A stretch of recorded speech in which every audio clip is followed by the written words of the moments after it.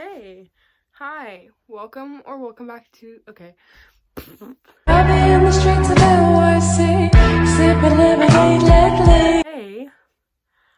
it's November 1st. Where has this year gone at all? It felt like it was just January. Now we're in November. It's so crazy to me that October and September are already gone. I don't know how. Anyway, hey guys, welcome back to my channel, Mo Reads Books. My name is Mo, and I read books. If this is your first time on my channel, I mainly do book videos. My main thing I do is wrap-ups because I don't know what else to do. Coming soon, hopefully, should be my video on unboxing the Bookish Box for September. If you don't know the Bookish Box, they're such a great company. I am not sponsored by them. I wanted to try out one of their boxes, so I ordered it and should be here tomorrow, hopefully. Yes, I am very excited. I have heard some of their products aren't the best quality though, so I'm not sure what to think yet, but we'll see what I think when I get there. I will give a full honest review. And yeah, that'll be filmed in my boyfriend's house most likely. So, yes. Today, we are talking about my October wrap-up. I almost said August because it genuinely does not feel like it's October right now. Okay, we are going to get into this. I still don't have my new phone. If you remember, in my September wrap-up, I told you guys that my iPhone XR, that is the phone that I am filming on right now, and was my phone for 2 years. I can't use it anymore. The SIM card broke and everything with the SIM stuff, so it is unusable unless it's on Wi-Fi. So I can use it at home, and that's it. So as of now, I'm using my mom's old phone, which is a 7 Plus. Yeah, it's not great. So I'm using this for now, but hopefully my phone comes in soon. It was supposed to be here last week. Didn't come in. So, we'll see when the 13 comes in. Hopefully soon. I'm hoping and praying it comes in soon because, I feel like I might not even be able to get this video uploaded, which I'm kind of nervous about. But we're just gonna hope and pray. Okay. Today, we're talking about my October wrap-up. So, October was a busy month. If you did not know, I participate in marching band. I play the piccolo and the flute, and this month we had competitions and games and everything, and then the second half of the month I just did not want to read. It was such a crappy month, honestly. So that's why I only read 6 books, which I'm honestly still really freaking proud of, okay? So if you did not know as well, I was doing a yearly challenge where all the books I hadn't read this year were turned around on my shelf. I am no longer doing that. I discontinued that idea because I kind of hate that idea. It was giving me a lot of OCD recently. I could not stand to look at my shelves. So, if you cannot tell, all of these books are turned around. Like, I haven't read King of Scars or Crooked Kingdom or Kingdom of Flesh and Fire. Ooh, I didn't turn this on. We can make it spooky. Cute. Okay. So, yes, I am still decorated for Halloween, but I think it's appropriate. So, yeah. These are like goblin lights is what I like to think of them as. I don't know. Yes. Go me. Okay. We're gonna get into this wrap-up. I'm actually really proud of reading 6 books considering that it's been a really hard reading month. Also, I did rearrange some shelves. And these are some new books that I got. This is like another fantasy shelf as well as my Avatar collection. And then down here you can't see it, but it's like all my young adult. So yes, I did kind of rearrange a little bit. Anyway, we're gonna get into this because I've been filming for 5 minutes and I haven't talked about a single book yet. Alrighty, so I read 2 young adult fantasies, 1 graphic novel, 1, I don't know how to categorize, 1 new adult fantasy, and 1 adult contemporary romance. So, we are going to go from what I first read to what I read last. The first book that I read was The Prison Healer by Lynette Nani. So, okay, I'm like most people. I picked this book up because I saw that Sarah J. Maas blurbed it, and I was like, okay, I really enjoy Sarah J. Maas. So, I know these aren't Sarah J. Maas. So, I'm going to pick this up. And I picked it up. I gave it a 4-star. I actually thought it was really good. This follows this prison healer named Kiva. I always want to call the author Kiva. Anyway, she's in this, like, really big prison. She works as the prison's healer, although she is an inmate as well. Yeah, I don't really know. It's like a rebel movement's going on. She ends up meeting this guy there that she becomes friends with, and basically the rebel queen gets taken in to Zalanda, which is the prison, and Kiva is in charge of keeping her alive and getting her ready to do her tasks, or her ordeal. Trial by ordeal, which is a series of elemental challenges against the torments of air, fire, water, and earth. So basically when it comes time for the rebel queen to do those tasks, she's too sick to do it. She's dying. So Kiva takes her place. Yeah, it was a really good story. And I gave it a 4-star. I really, really enjoyed it. Next book I actually read on the way to our Laramie trip, which we went to UW, University of Wyoming, for one of our marching competitions. So, I read this on the way there. I read Avatar: The Last Airbender: The Search, which is the second graphic novel in the graphic novel series. I gave this book a 4-star as well. This is the one, if you didn't know, where they find Zuko and Azula's mom. I really like how it, like, tied it all in, honestly, and I like kind of like the plot twist. Yeah, it was good. I did really enjoy it. And then on the way back from Laramie, I finished Caraval by Stephanie Garber. I've been meaning to read this book for a while. This is, like, carnival-esque, which is why I think I'd like the Night Circus. So, I've heard I would like the Night Circus. This follows a girl named Scarlet and her sister Tella. They live with this, like, really oppressive father. Basically, Scarlet has been writing to Legend, which is the master of Caraval, which is, like, a giant, I don't want to say carnival, but far away, once-a-year performance where the audience participates in the show. So, she wants to go to one, and one year, Legend sends her tickets for her sister, and her fiancé that she has that she's never met. Basically, her and her sister end up going with this guy named Julian, who is their ride there. And once they get to Caraval, it turns out that Scarlet's sister, Donatella, is the main person for this year's show. So basically it's or competition.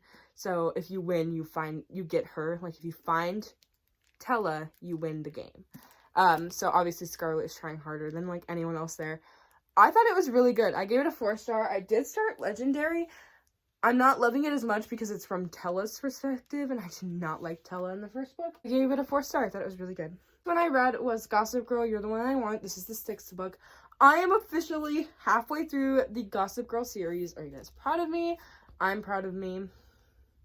Let's go. So yeah, I gave this a 2-star. I've given every single book a 2-star, except for the 5th one, I gave it a 1-star. This one is them getting accepted to colleges and figuring out where they're gonna go. Oh, I think the only big thing that happened, if you don't want a spoiler, skip ahead, but I don't think anyone really cares. The only big thing that happened was Blair and Nate did the deed. I don't know if you can get demonetized for that, so they did the deed in this one. Yeah. Who knows when I'm gonna read the next ones. Yeah, not enjoying them. Then I read Kingdom of the Cursed by Carrie Maniscalco. Okay, so, if you didn't know, I read, that is gonna fall every time I move anything up there, Kingdom of the Wicked in August, and I loved it. I gave it a 5-star, of course. My mom is reading them now, and she's not loving them, which is, you know, it's fine. So I could not wait for my edition of Kingdom of the Cursed to come in. Literally, I was so excited. I did get the Barnes & Noble exclusive edition, which has nothing different other than you do get chapters from Wrath's point of view. Exclusive content. And she used to think she was going to write it between Wrath and Amelia, like switching perspectives. So, yeah, you get some extra chapters from Wrath's point of view from Kingdom of the Wicked. I gave this a 5-star. If you didn't know, I loved the first one, but I think Amelia was so much better in this one. She was, like, taking control of her own life, and, like, I really enjoyed this. And it was new adult. There were some more steamy scenes. There wasn't any real stuff, but definitely more on the new adult side than the young adult side. It was really good. And another thing is, if you pre-ordered a book, and Carrie Maniscalco had this on her Instagram, if you pre-ordered her book, turned in like a receipt of you pre-ordering it, she would send you some things for free. Show you what you got with it. So first thing you got is a signed book plate from Carrie Maniscalco, which is really cool. I'm not going to put it in a book. I'm just going to have it up on my shelves. I think that's really cool. Then you get this House Wrath pin. It says, "What sin lies in your soul." Look at that. Pretty sure that's the House Wrath crest. Yes, it is so beautiful. I keep it on this shelf. And I thought this wasn't going to arrive because, okay, so Kingdom of the Curse came out October 5th. I didn't get mine until October 10th. And these didn't come in until 25th. But I still got them. And then the last thing it comes with is this beautiful print of Amelia and Wrath from Morgana Anagram. Yes. I'll just leave it so you can see all of the beauty. It is so pretty. Oh my god. So I keep it up here so you can also see it. So now you know that's what's up there. That's the print that's up there. It's Wrath and Amelia. Anyway, I loved this book. I loved this book so much, and definitely going to be another one. The ending plot twist, was not expecting it. I can say that. My last book I read actually might have been my favorite. Of course, I loved Kingdom of the Curse with every ounce and fiber of my being, but I read The Love Hypothesis by Ali Hazelwood. I read, it's up here, The Spanish Love Deception by Elena Armas last month, I think. And I was like, wow, I loved that. And then I read this, and like, let's just say this is even better. Like, I don't like Star Wars, so I didn't care about the Rey Kylo fanfic stuff, and I couldn't really see it anyways. But the book, oh my god! Okay, so this follows a PhD student named Olive, who obviously is working to get her PhD. She's a scientist.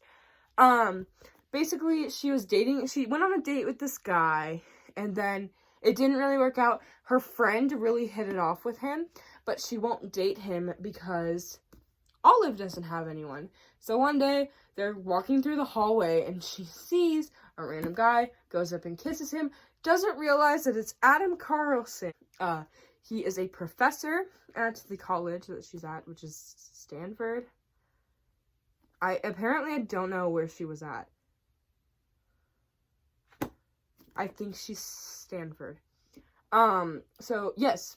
Okay, yeah, it literally says Stanford on the back.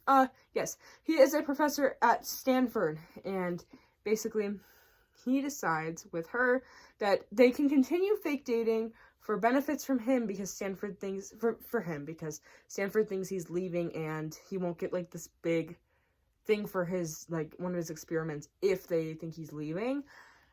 And obviously it's great for Olive because her friend won't realize. So she has one friend who is dating the guy she went on a date with, who doesn't know that she's fake dating someone.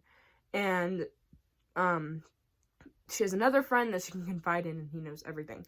What I thought was kind of funny with this, though, is she was like, there was one where they went to this conference, and he was like, you can share my hotel room, and she's like, there's going to be one bed, because, the one bed trope, And he went, no, there's not. It's a 2-bed suite. And he was like, or she was like, it's always 1 bed. And they get there and she's like, oh, it's 2 beds.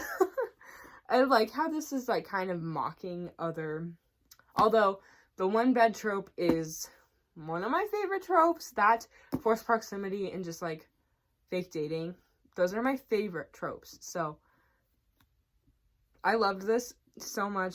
Fake dating, forced proximity, Grumpy Sunshine.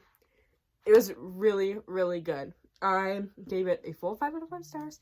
I even went to the bookstore and bought myself a copy that's up here. You can see it right there. I bought it because I was like, wow, it's so good.